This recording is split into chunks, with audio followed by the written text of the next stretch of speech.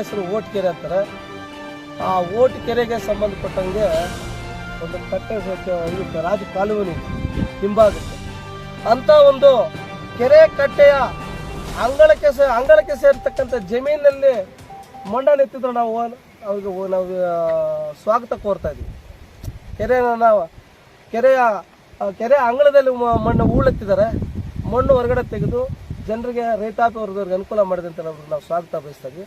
ಆದರೆ ಕೆರೆಯ ಅಂಗಳಕ್ಕೆ ಇನ್ಕ್ಲೂಡಿಂಗ್ ಅಂದರೆ ಅದಕ್ಕೆ ಆಧಾರವಾಗಿ ನಿರ್ಮಾಣ ಮಾಡಿರ್ತಕ್ಕಂಥ ಈಗ ಮಾಡಿರ್ತಕ್ಕಂಥದ್ದಲ್ಲ, ಸುಮಾರು 100-120-130 ವರ್ಷಗಳ ಇತಿಹಾಸದಲ್ಲಿ ಕಟ್ಟಿರ್ತಕ್ಕಂಥ ಕಟ್ಟೆಯನ್ನು ಒಡೆದು ಶಿಥಿಲಗೊಂಡು ಅದನ್ನು ಕೆರೆಯ ಸ್ವರೂಪವನ್ನು ಕಳೆದು ಆ ಮಣ್ಣನ್ನು ಅವರು ಮತ್ತು ಅವರ ಕುಟುಂಬದವರು ಆತನು ಕೋಟ್ಯಾಂತರ ರೂಪಾಯಿಗಳನ್ನು ಲೂಟಿ ಮಾಡಲಿಕ್ಕೆ ಸರ್ಕಾರವನ್ನು ವಂಚಿಸುವುದಲ್ಲದೆ ಸಾರ್ವಜನಿಕರನ್ನು ವಂಚಿಸಲಿಕ್ಕೆ ಈ ಕೆರೆ ಕಟ್ಟೆಯನ್ನೇ ಹೊತ್ತು ಅವರು ಲೇಔಟ್ಗೆ ಅಂದ್ರೆ ನಿರ್ಮಾಣ ಮಾಡ್ತಕ್ಕಂಥ ಬಡಾವಣೆಗೆ ಫಿಲ್ ಮಾಡಿದ್ದಾರೆ. ಫಿಲ್ಲಿಂಗ್ಸ್ ಎಲ್ಲ ಟೋಟಲಿ ಫಿಲ್ಲಿಂಗ್ಸ್ ಅದೆಲ್ಲ ತುಂಬಿದ್ದಾರೆ.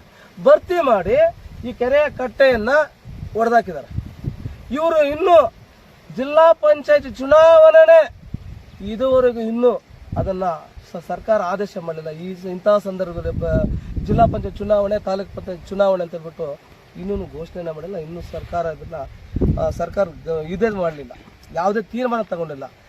ಯಾವುದೇ ತೀರ್ಮಾನ ತಗೊಳ್ಳೋದಕ್ಕಿಂತ ಮೊದಲೇ ಜಿಲ್ಲಾ ಪಂಚಾಯತ್ ಅಭ್ಯರ್ಥಿ ಆಗೋದಕ್ಕಿಂತ ಮೊದಲೇ ಈ ರೀತಿಯಾಗಿ ಅಕ್ರಮವಾಗಿ ಸರ್ಕಾರದ ಗೋಮಾಳ ಜಮೀನುಗಳನ್ನು, ಸರ್ಕಾರ ಕೆರೆ ಕಟ್ಟೆಗಳನ್ನು, ಬೂದಿಕೋಟೆಯ ಒಳಗೆ ಸಂಬಂಧಪಟ್ಟ 20 ಅಡಿಗಳಷ್ಟು ಒತ್ತುವರಿ ಮಾಡಿಕೊಂಡಿದ್ದಾರೆ.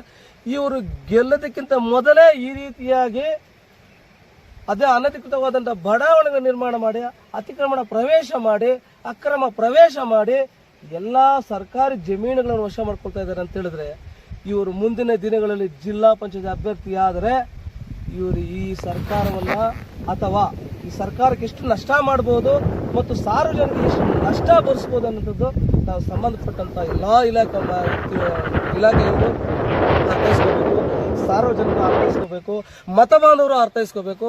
ಮತ್ತು ಕಾಂಗ್ರೆಸ್ ಸರ್ಕಾರವಾಗಲಿ, BJP ಸರ್ಕಾರವಾಗಲಿ, JDS ಸರ್ಕಾರವಾಗಲಿ, ಇನ್ನಿತರ ಪಕ್ಷದವರು ಯಾರೇ ಆಗಲಿ ಇಂಥ ಅಭ್ಯರ್ಥಿಯನ್ನು ಮುಂದಕ್ಕೆ ಚುನಾವಣೆಯಲ್ಲಿ ಗೆಲ್ಲಿಸಿ ಹೊರ ಬಿಟ್ಟರೆ ಇದು ಎಷ್ಟರ ಮಟ್ಟಿಗೆ ಜನಸೇವೆ ಮಾಡ್ತಾರೆ ಎಂಬುದಂತನ್ನು ದಯವಿಟ್ಟು ಎಲ್ಲ ಮಂದಟ್ಟು ಮಾಡ್ಕೋಬೇಕು.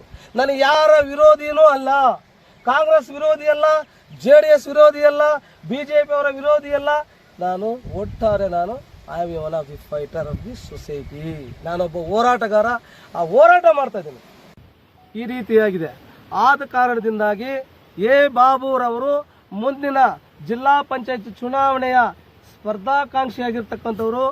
ಅವರು ಮುಂದಿನ ದಿನಗಳಲ್ಲಿ ಕಾಂಗ್ರೆಸ್ ಪಕ್ಷದಲ್ಲಿ ಗೆಲ್ಲಲೇಬೇಕು ಎನ್ನುವಂಥ ಉದ್ದೇಶ ಇದ್ದರೆ, ಜನರ ಬಗ್ಗೆ ಕಾಳಜಿ ಇದ್ದರೆ, ಈ ಸರ್ಕಾರದ ಬಗ್ಗೆ ಕಾಳಜಿ ಇದ್ದರೆ, ಅಧಿಕಾರಿಗಳು ಮಾಡಿರ್ತಕ್ಕಂಥ ಈ ಒಂದು ಕೆರೆ ಕಟ್ಟೆಯನ್ನು ನಿರ್ಮಾಣ ಮಾಡುವುದಾದರೆ ಮುಂದಿನ ದಿನಗಳಲ್ಲಿ ನಾವು ಇವರಿಗೆ ಬೆಂಬಲಿಗರಾಗಿ ನಿಂತು ನಾವು ಕಾಂಗ್ರೆಸ್ ಪಕ್ಷವನ್ನು ಗೆಲ್ಲಿಸಲಿಕ್ಕೆ ಪ್ರಯತ್ನ ಪಡ್ತೀವಿ. ಇಲ್ಲ. ನಮಸ್ಕಾರ ಎಲ್ಲ ಪತ್ರಿಕೋದ್ಯಮದವರಿಗೆ ಮತ್ತು ಸಾರ್ವಜನಿಕರಿಗೆ ನಾನು ತಿಳಿಪಡಿಸುವುದೇನೆಂದರೆ, ನನ್ನ ಮೇಲೆ ಒಂದು ಆಪಾದನೆ ಬಂದಿದೆ. ಅದು ನಾನು ಕೆರೆಯ ಒಂದು ಸ್ಥಿತಿಯನ್ನೇ ನಾನು ಮಣ್ಣು ತಗೊಂಡಿದ್ದೀನಿ ಅಂತ. ಯಾವುದೇ ಕಾರಣಕ್ಕೂ ಆ ಥರ ಇಲ್ಲ. ಆ ಥರ ಏನಾದರೂ ಇದ್ದಲ್ಲಿ ಖಂಡಿತ ನಾನು ಅದಕ್ಕೆ ಶಿಕ್ಷೆಯನ್ನು ಪಡ್ಕೊತೀನಿ. ನಂಬರ್ 1, ಅಲ್ಲಿ ಯಾವುದೇ ಕೆರೆ ಇಲ್ಲ. ಅದು ಒಂದು ಹಿಡುವಳಿ ಜಮೀನು ಪಕ್ಕದಲ್ಲಿ ಒಂದು ಹೊಳೆ ಹರಿಯುವಂಥ ಪ್ಲೇಸು. ಅಲ್ಲಿ ಎರಡು ಅಡಿಯಷ್ಟು ಭೂಮಿ ಹೈಟ್ ಆಗಿದ್ದನ್ನು ನಾನು ಅದನ್ನು ತಗೊಬಂದು ನನ್ನ ಜಮೀನಿಗೆ ಫಿಲ್ ಮಾಡ್ಕೊಂಡಿದ್ದೀನಿ. ನಂಬರ್ 2, ನಾನು ಒತ್ತುವರಿ ಮಾಡ್ಕೊಂಡಿದ್ದೀನಿ ಅಂತ ಆಪಾದನೆ ಇದೆ. ಒತ್ತುವರಿ ಯಾವುದೇ ಕಾರಣಕ್ಕೂ ಆಗಿಲ್ಲ.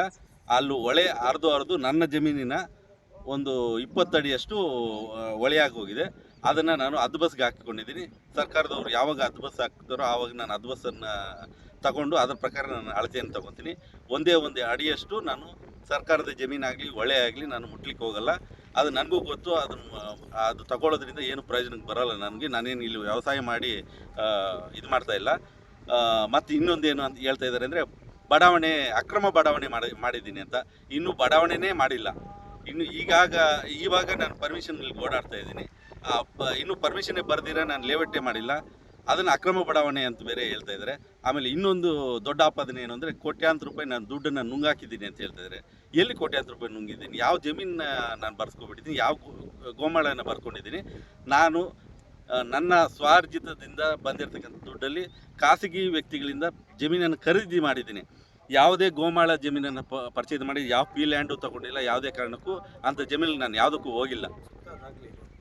ಸೂಕ್ತ ದಾಖಲೆ ಇದ್ದಲ್ಲಿ ತಾವು ಖಂಡಿತ ನಮ್ಮನ್ನು ಎನ್ಕ್ವೈರಿ ಮಾಡಿ ನೋಡಿಕೊಂಡು ಪ್ರಸಾರ ಮಾಡಿ. ನಾನು ಕೋಟ್ಯಾಂತರ ರೂಪಾಯಿ ಕಳ್ಕೊಂಡಿದ್ದೀನಿ ಹೊರತು ಯಾರ ಹತ್ರನೂ ಪಡ್ಕೊಂಡಿಲ್ಲ, ಯಾರ ದುಡ್ಡನ್ನು ನಾನು ತಿಂದಿಲ್ಲ. ನನ್ನ ಜೀವನಮಾನದಲ್ಲಿ ನಾನು ಒಬ್ಬರಿಗೆ ಕೊಟ್ಟಿದ್ದೀನಿ ಹೊರತು ಒಬ್ಬರ ಹತ್ರ ತಗೊಂಡಿರ್ತಕ್ಕಂಥ ಪರ್ಸ್ನಾಲಿಟಿ ನನ್ನದಲ್ಲ. ದಯವಿಟ್ಟು ಇದನ್ನು ಅರ್ಥ ಮಾಡಿಕೊಂಡು ದಯವಿಟ್ಟು ನನ್ನನ್ನು ಆಶೀರ್ವದಿಸಿ. ಆಪಾದನೆ ಮಾಡ್ತಾ ಇದ್ದಾರೆ. ನಾನಿಲ್ಲಿ ರಾಜಕಾರಣ ಇನ್ನೂ ಶುರುವೇ ಮಾಡಿಲ್ಲ. ನಾವು ಸರ್ಕಾರಿ ಆಸ್ತಿಗಳನ್ನ ನೋಡ್ಕೊಳ್ಳೋ ಅಂತ ಎಲ್ಲ ಕುಮ್ಮಕ್ಕು ಮಾಡ್ತಾ ಇದ್ದಾರೆ ಅಂತ ದಯವಿಟ್ಟು ಆ ಥರ ಭಾವಿಸೋಕೆ ಹೋಗಬೇಡಿ. ನಾನಿಲ್ಲಿ ರಾಜಕಾರಣ ಮಾಡಿ ಏನೋ ಒಂದು ಸಾಧನೆ ಮಾಡಿಬಿಡ್ಬೇಕು ಅಂತೆಲ್ಲ ಬಂದಿದ್ದು. ಕೇವಲ ನನ್ನ ಬೂದಿಕೋಟೆ ಹೋಬಳಿಯ ಏನೋ ಒಂದು ನಾನು ಹುಟ್ಟಿದ್ದೀನಿ, ಬೆಳೆದಿದ್ದೀನಿ, ನಾನು ಏನೋ ಒಂದು ಸೇವೆ ಮಾಡಲಿಕ್ಕೆ ಅಂತ ಬಂದಿದ್ದೀನಿ ಅಷ್ಟೇ ಹೊರತು ಯಾವುದೇ ಕಾರಣಕ್ಕೂ ಇಲ್ಲಿ ರಾಜಕಾರಣ ಬೆಳೆಸ್ಕೊಂಡು ನಾನೇನೋ ದೊಡ್ಡ ಮನುಷ್ಯ ಆಗಿಬಿಡ್ಬೇಕು ಅಂತಿಲ್ಲ. ಖಂಡಿತ ನನಗೆ ಅಷ್ಟೊಂದು ಆಸೆ ಇಲ್ಲ. ನಾನು ಮಾಡ್ತಕ್ಕಂಥ ವ್ಯಾಪಾರದಲ್ಲಿ ಸಂಪೂರ್ಣವಾಗಿ ನಾನು ಖುಷಿಯಾಗಿದ್ದೀನಿ. ಈ ರಾಜಕಾರಣದಿಂದ ಏನು ಸಂಪಾದನೆ ಮಾಡ್ತೀನಿ ಅಂತ ಯಾವುದೇ ಕಾರಣಕ್ಕೂ ಭಾವಿಸ್ಬೇಡ್ರಿ. ಸಮಾಜಮುಖಿ ಕೆಲಸ ಮಾಡೋದನ್ನು ದಯವಿಟ್ಟು ಸ್ವೀಕರಿಸಿ. ನನ್ನನ್ನು ಯಾವುದೇ ಕಾರಣಕ್ಕೂ ಆ ರೀತಿಯ ಅಪವಾದವನ್ನು ಹೊರಿಸಿ ನನ್ನನ್ನು ತೇಜೋವಧೆ ಮಾಡಬೇಡಿ. ನಿರ್ಭಯ್ ಮೀಡಿಯಾ ಚಾನೆಲ್ ವೀಕ್ಷಿಸಿ, ಸಬ್ಸ್ಕ್ರೈಬ್ ಮಾಡಿ, ಲೈಕ್ ಮಾಡಿ, ಶೇರ್ ಮಾಡಿ.